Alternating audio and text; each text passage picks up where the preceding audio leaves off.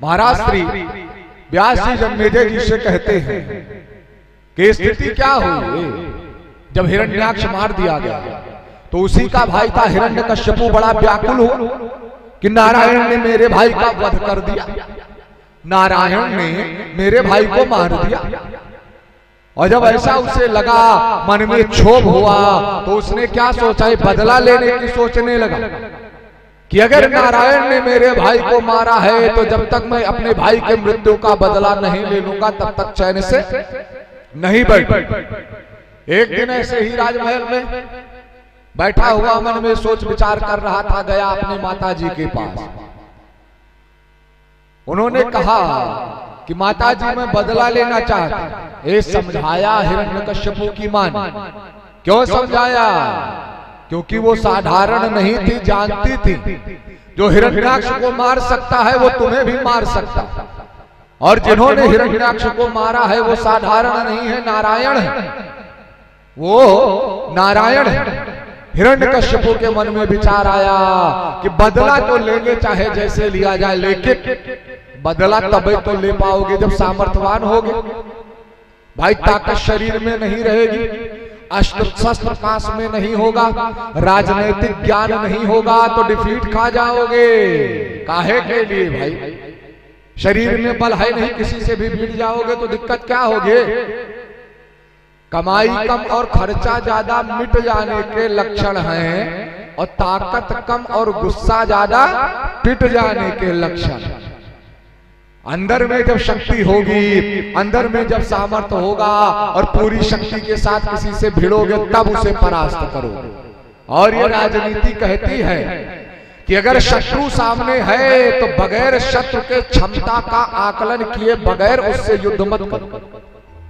क्षमता का आकलन अवश्य करना चाहिए। वही हिरण्यकश्यपु ने सोचा कि नारायण के पास बल भी है और बुद्धि भी है, और मेरे पास अगर देखा जाए तो दोनों की कमी, न बल है न बुद्धि है। बुद्धि होती तो नारायण से बैर क्यों होता, और बल होता तो नारायण से तुरंत भिड़ क्यों ना जाते। स्थिति क्या हो? सोचा भाई क्या किया जाए। समझ में आया जो कुछ प्राप्त हो सकता है, जो कुछ साध्य हो सकता है वो साधना से ही साध्य हो सकता है। जब मन में ऐसा विचार आया तो निकल पड़ा, कहा है महेंद्र पर्वत पर तपस्या करने के।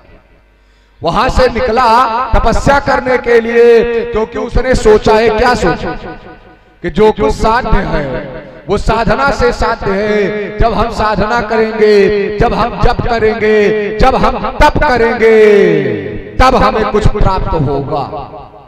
स्थिति क्या हो गया? जाकर के 1000 वर्षों तक विधाता ब्रह्मा का घोर तप किया, और इस प्रकार का तप किया, प्राणवायु को खींच करके चढ़ा दिया ब्रह्मांड पे योग के माध्यम से, और तपस्या करने लगा। जब तपस्या करने लगा, समय परिपूर्ण हुआ, विधाता ब्रह्मा दर्शन दी। शरीर की ये स्थिति थी कि खाली हाड़ बचा था, पिंजर जिसको कहते हैं, बाकी कुछ नहीं बचा था। विधाता ब्रह्मा ने देखा, बोलने का सामर्थ्य नहीं। जैसे विधाता ब्रह्मा का दर्शन हुआ, शरीर ज्यों का त्यों हो गया, मानहु अबई घरन ते आए। ऐसा शरीर हो गया विधाता ब्रह्मा के दर्शन से। विधाता ब्रह्मा ने देखा, देखने के पश्चात कहा, वरम ब्रूयात, वर मांगो। जिस प्रकार की तुमने घोर आराधना की है, न भूतो न भविष्यति है, न भूतकाल में किसी ने की थी, न और न भविष्य में संभव कोई कर पाए, वर मांगो। हिरण्यकश्यपु ने देखा विधाता की तरफ, देखने के पश्चात कहा, विधाता। बोले हाँ बोलो। बोले मुझे मृत्यु से बड़ा भय लगता है। सबसे पहले तो मुझे परम बलशाली बना। जब परम बलशाली बना दिया तो बोले मुझे मृत्यु से बड़ा भय लगता। बोले क्या किया जाए? बोले विधाता अमरत्व का वरदान दे दो। विधाता अमरत्व का वरदान दे दो। विधाता ब्रह्मा ने देखा, और देखने के पश्चात उनको समझाया, जो इस सृष्टि में आया है, जिसने जन्म लिया है, उसका मरना निश्चित है। जन्म लेने वाले प्राणी का मरण निश्चित है, अपितु ब्रह्मा का भी दिन निश्चित है। भाई स्थिति क्या? जब जानोगे तब समझ में आओगे। और जब समझ में आएगा तब कुछ पूछने की आवश्यकता नहीं पड़ेगी। स्थिति क्या? विधाता ब्रह्मा समझा रहे हैं, बता रहे हैं कि जिसने जन्म लिया है उसका मरना निश्चित है। धरा को प्रमाण यही तुलसी, जो फरा सो झरा, जो बरा सो बुताना। सीधा सा सिद्धांत जब इस प्रकार से बताया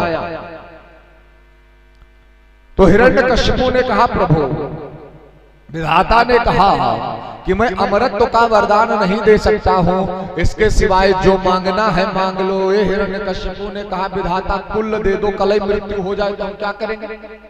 अरे सब कुछ दे, पूरा ब्रह्मांड दे, और कल ही मृत्यु हो जाएगी तो हम क्या करेंगे जब उपभोग नहीं कर पाएंगे?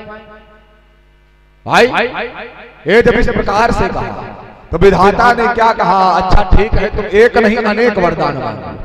बोले अनेक वरदान दे देंगे? बोले हाँ, अमरत्व का वरदान नहीं देंगे लेकिन अनेक वरदान दे देंगे।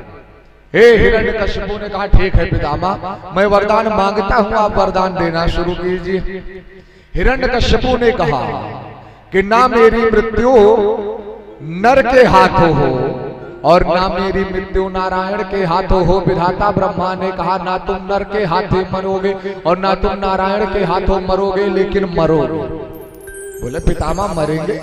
बोले हाँ निश्चित है मरोगे। बोले पितामह मुझे वरदान दो, ना मैं अस्त्र से मरूं ना मैं शस्त्र से मरूं। पितामह ने कहा, ना तुम अस्त्र से मरोगे ना तुम शस्त्र से मरोगे, लेकिन मरोगे। बोले अब भी मरेंगे? बोले हाँ अब भी मरोगे। बोले पितामह और वरदान? बोले कौन सा वरदान दे? बोले न घर के अंदर मरे न घर के बाहर मरे। पितामह ने कहा, ना घर के अंदर मरोगे न घर के बाहर मरोगे, लेकिन मरोगे। बोले अब भी मरेंगे? बोले हाँ मरोगे। बोले पितामह न दिन में मरे ना रात में मरे। बोले न दिन में मरोगे और न रात में मरोगे, लेकिन मरोगे। बोले पितामह? बोले हाँ। बोले न धरती पर मृत्यु हो और न आकाश में मृत्यु हो। पितामह ने कहा, ना धरती पर तुम्हारी मृत्यु होगी ना आकाश में तुम्हारी मृत्यु होगी, लेकिन मरोगे। जब इस प्रकार से कहा, बोले अब भी मरेंगे? बोले हाँ निश्चित है मरोगे। जिन्होंने जन्म लिया है उनका मरण निश्चित है। जब इस प्रकार से कहा, बोले अच्छा पितामह और वरदान? बोले अब क्या वरदान दे? बोले 12 महीने के अंतर्गत मेरी मृत्यु ना हो सके। पितामह ने कहा ठीक, 12 महीनों के अंतर्गत तुम्हारी मृत्यु नहीं होगी, लेकिन मरोगे। बोले अब भी मरेंगे? बोले हाँ अब भी मरोगे। अंतिम मांगो, क्या मांगना चाहते हो? बोले पितामह एक अंतिम वरदान दीजिए। बोले मांगो, जो मांगना है वो मांगो। बोले पितामह मुझे वरदान ये दीजिए कि आपके द्वारा रची गई सृष्टि के अंतर्गत किसी के भी हाथों मेरी मृत्यु ना। विधाता ने कहा है, मेरे द्वारा रची गई सृष्टि के अंतर्गत तुम्हारी मृत्यु नहीं होगी, लेकिन मृत्यु होगी। जब इतने सारे वरदान प्राप्त कर लिए इकट्ठे, वरदान दे करके विधाता ब्रह्मा अंतर ध्यान हो गए। महाराज श्री व्यास जी जन्मेजय को बताते हैं स्थिति क्या हुई। हिरण्यकश्यपु पहुंचा कहा अपने राजमहल, और जब राजमहल पहुंचा तो भाई अब पावर हाथ में आ गई, शक्ति आ गई। और जब मनुष्य के पास शक्ति आ जाती है, मनुष्य के पास पावर आ जाती है, मनुष्य के पास पद आ जाता है, तो अगर बुद्धि सही से कार्य नहीं करती है तो उस पद का बड़ा दुरुपयोग होने लगता है, जो भविष्य के लिए घातक होता है। इसलिए जब सम्मान मिलने लगे, शक्ति मिलने लगे, पावर आने लगे, तो बड़े नम्र हो जाओ। क्यों नम्र हो जाओ? उन ईश्वर की कृपा से ये प्राप्त हो रहा। भाई पैसा भी आ रहा है, धन भी आए, सम्मान के साथ आए और स्वाभिमान भी बरकरार रहे, इससे अच्छा कुछ है? भाई तीनों साथ में। स्थिति क्या? जैसे हिरण्यकश्यपु को शक्ति प्राप्त हुई, आया अपने राज्य में। आने के पश्चात क्या किया? पार्षदों को बुलाया, और पार्षदों को बुलाने के पश्चात उनको आदेश दिया। क्या आदेश दिया? विप्र अर्थात ब्राह्मण जाओ ब्राह्मणों को सताओ, जाओ गौओं को सताओ, जाओ संतों को सताओ, जाओ जहां पर हवन यज्ञ कर्म हो रहा उनको नष्ट कर दो, हवन कुंड में बाधा डाल दो। जैसे इस प्रकार से कहा, सारे के सारे पार्षद वहां से जाते हैं, ब्राह्मणों को सताना प्रारंभ किया, गौओं को सताना प्रारंभ किया, हवन कुंड को बिगाड़ना प्रारंभ किया, यज्ञों में विघ्न बाधा डालना प्रारंभ किया, संतों को सताना प्रारंभ किया। एक छत चारों तरफ अगर देखा जाए तो पूरी तरीके से आतंक मचा रखा है। स्थिति क्या है? राक्षस ब्राह्मणों को क्यों सताते थे, गौओं को क्यों सताते थे, संतों को क्यों सताते थे, और यज्ञों में विघ्न क्यों डालते? भगवान क्या कहते हैं, उनका अवतार क्यों होता है कि विप्रधेनु सुर संतहित लीन मनोज अवतार। चौपाई जौन रही गोस्वामी तुलसीदास जी के टाइम पर तो हमें लागे थे सटीक बैठक रही, लेकिन यह शायद भाई सटीक नहीं बैठे। काहे के लिए? अगर विप्र की बात की जाए तो पूरे प्रदेश में देखोगे, पूरे देश में देखोगे, निरंतर कई जगहों पर निरंतर ब्राह्मण की हत्याएं हो रही हैं।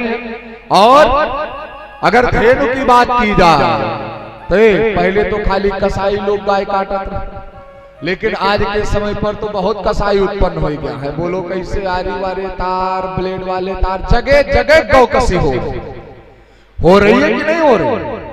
और विप्रधेनु सुर संतहित, और सुर माने का होता है देवता, तो देवताओं के नाम पर आजकल चुनाव लड़ा जा रहा है। कब्बो राम मंदिर मुद्दा बनता है तो कब्बो मथुरा के मंदिर बनते हैं, तो कब्बो काशी के भव्य कॉरिडोर बनते है कि नहीं? आजकल देवताओं को भी पॉलिटिकल एजेंडे के तहत याद किया जाता है। अगर चुनाव आए तो राम मंदिर के मुद्दे को उठा दो, अगर चुनाव आ जाए तो काशी के मुद्दे को उठा दो, अगर चुनाव आ जाए तो मथुरा के मुद्दे को उठा दो। अभी क्या हुआ, एक कोई फिल्म स्टार थे जो वैष्णो देवी चले गए, मीडिया वालों ने बड़ा दिखाया, लेकिन जब उनकी फिल्म रिलीज होने वाली थी तभी वो वैष्णो देवी गए। क्या आज से पहले वैष्णो देवी नहीं थी? बताइए।